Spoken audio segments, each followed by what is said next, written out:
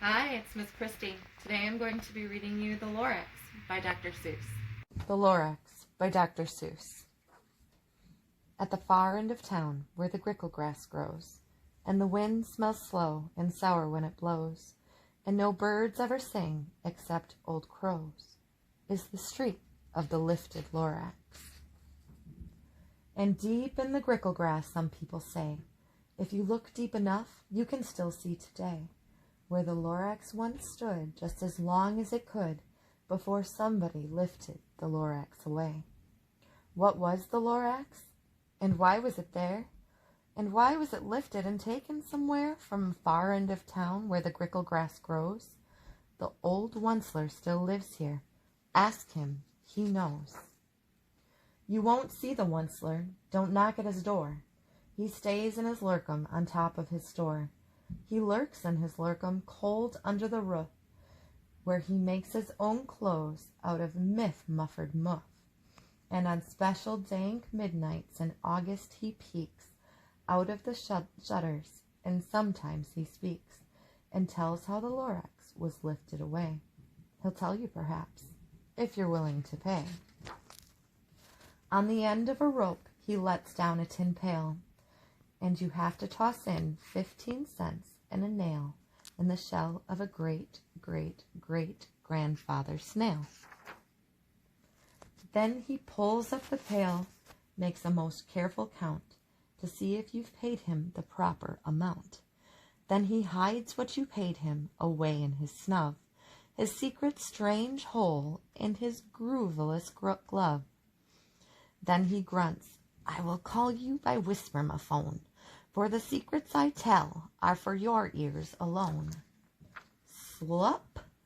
Down slups the whisper-ma-phone to your ear, and the old Onceler's whispers are not very clear, since they have to come down through a snurgly hose, and he sounds as if he had smallish bees up his nose.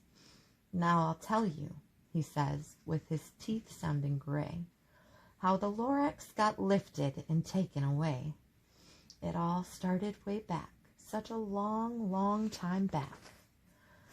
Why, back in the days when the grass was still green, and the pond was still wet, and the clouds were still clean, and the song of the swanny swans rang out in space, one morning I came to this glorious place.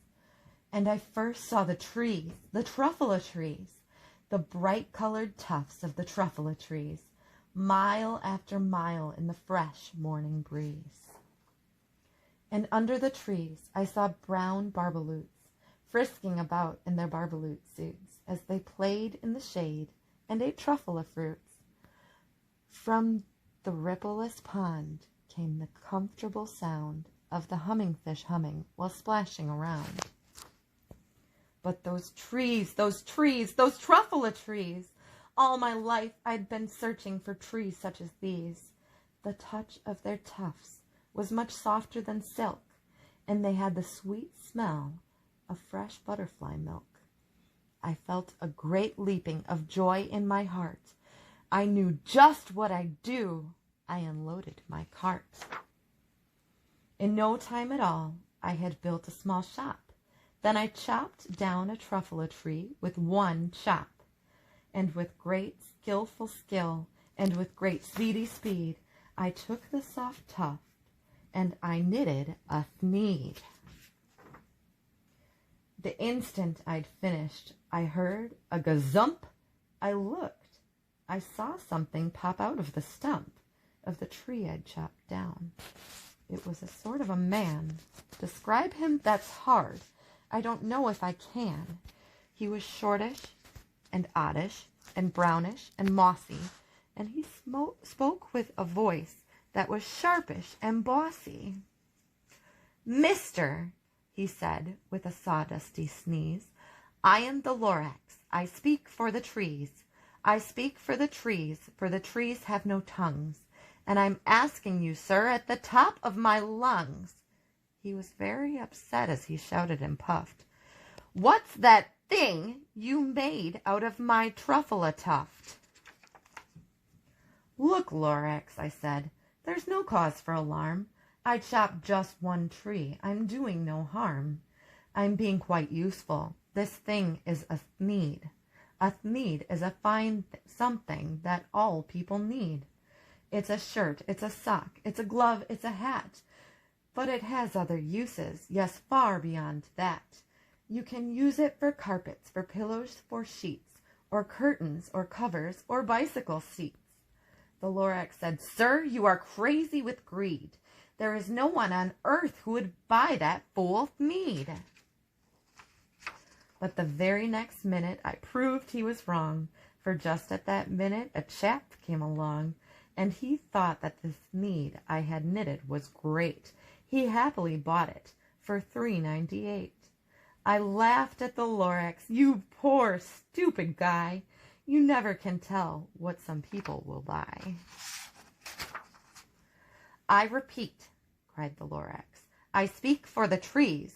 I'm busy, I told him. Shut up, if you please. I rushed across the room and in no time at all built a radiophone. I put in a quick call. I called all my brothers and uncles and aunts, and I said, Listen here, here's a wonderful chance for the whole Onceler family to get mighty rich. Get over here fast. Take the road to North Nitch. Turn left. We walk in, sharp right at South Stitch. And in no time at all, in the factory I built, the whole Onceler family was working full tilt. We were all knitting thneeds, just as busy as bees, to the sound of the chopping of truffula trees.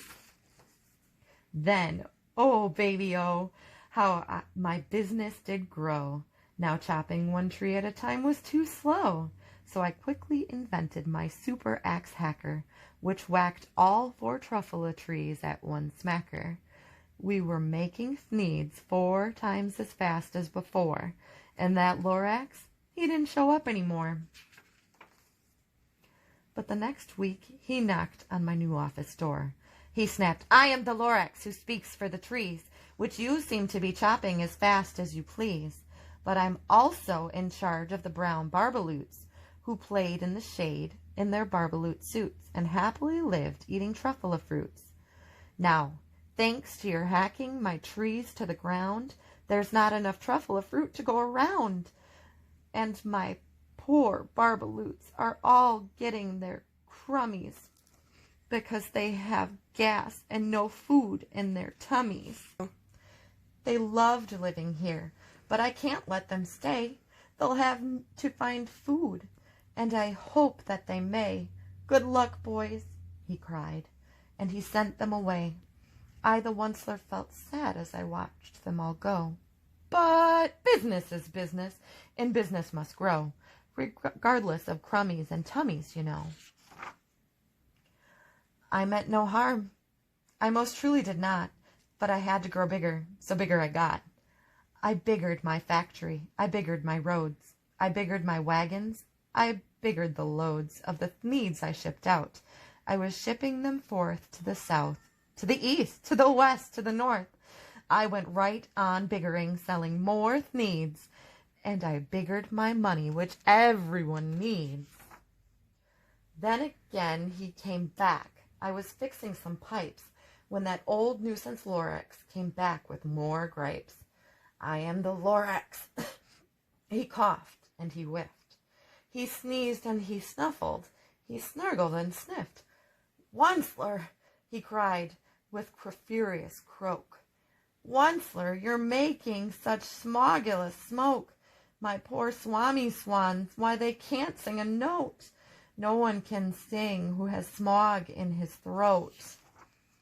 And so, said the Lorax, please pardon my cough.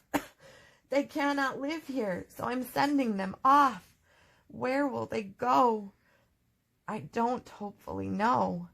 They may have to fly for a month or a year to escape from the smog you've smogged up here. What's more, snapped the Lorax. His dander was up. Let me say a few words about Glippity-Glup. Your machinery chugs on day and night without stop, making Glippity-Glup, also Sloppity-Slop. And what do you do with this leftover goo? I'll show you. You dirty old Onceler, man, you. You're glumping the pond where the humming fish hummed. No more can they hum, for their gills are all glummed. So I'm sending them off. Oh, their future is dreary. They'll walk on their fins and get woefully weary in search of some water that isn't so smeary. And then I got mad. I got terribly mad. I yelled at the Lorax. Now listen here, Dad. All you do is yap, yap, and say, bad, bad, bad, bad. Well, I have my right, sir, and I'm telling you, I intend to go on doing just what I do. And for your information, you Lorax, I'm figuring on biggering and biggering and biggering, turning more truffula trees into thneeds, which everyone needs. And at that very moment, we heard a loud whack. From outside in the fields came a sickening smack of an axe on a tree. Then we heard the tree fall, the very last truffula tree of them all. No more trees, no more thneeds, no more work to be done. So in no time my uncles and aunts, everyone, all waved me goodbye.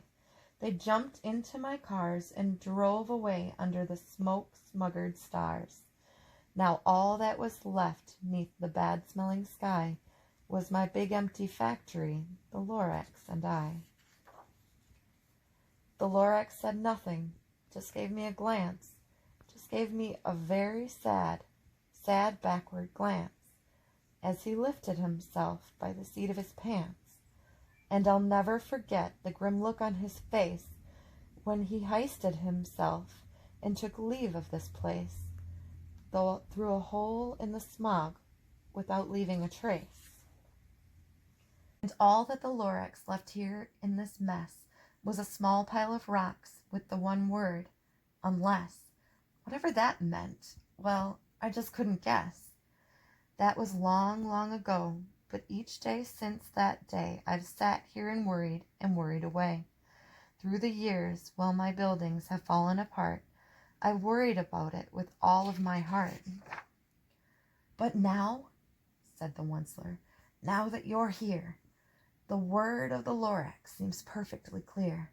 Unless someone like you cares a whole awful lot, nothing is going to get better. It's not. So, catch, called the Onceler. He let something fall. It's a truffula seed. It's the last one of all. You're in charge of that last of the truffula seeds, and the truffula seeds are what everyone needs. Plant a new truffula, treat it with care, give it clear water, and feed it fresh air. Grow a forest, protect it from axes that hack.